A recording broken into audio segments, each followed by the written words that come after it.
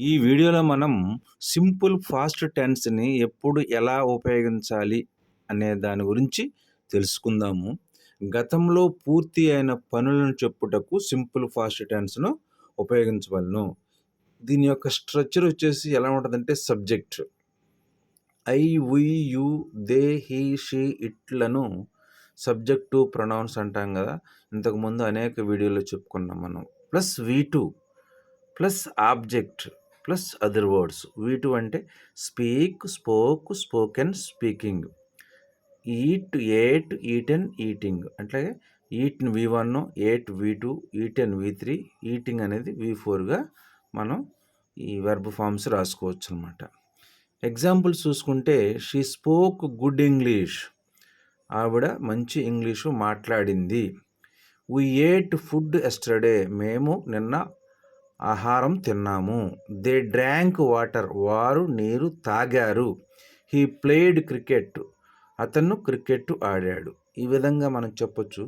ఇంకొక విధంగా కూడా మనం ఈ సింపుల్ ఫాస్ట్ టెన్స్ని చెప్పొచ్చు. ఎలాగంటే subject plus did plus V one plus object plus other words. డిడ్ని ఎందుకు ఉపయోగించి చెప్పాలంటే మనం ఇంట్రాగేటివ్ సెంటెన్స్గా వీటిని వ్రాయాలంటే కంపల్సరీ డిడ్ కావాల్సి వస్తుంది. కాబట్టి ఇక్కడ షీ స్పోక్ గుడ్ ఇంగ్లీష్ అనే దాన్ని she did speak good English అని రాయొచ్చు. అట్లాగే దే డ్రాంక్ వాటర్ని దే డిడ్ డ్రింక్ వాటర్ అని రాయొచ్చు. ఎందుకంటే did plus V one is equal to V two అవుతుంది అనమాట. Did plus speak is equal to spoke ఎట్లా అయిందో did plus V one is equal to V two అవుతుందన్నమాట. అలా మరికొన్ని వెర్బ్స్ తీసుకుని మీరు మామూలుగా ప్రాక్టీస్ చేస్తే ఈ సింపుల్ ఫాస్ట్ టెన్స్ని ఈజీగా మనం రాయొచ్చు అనమాట. కీవర్డ్స్ వచ్చేసి ఎస్టర్డే.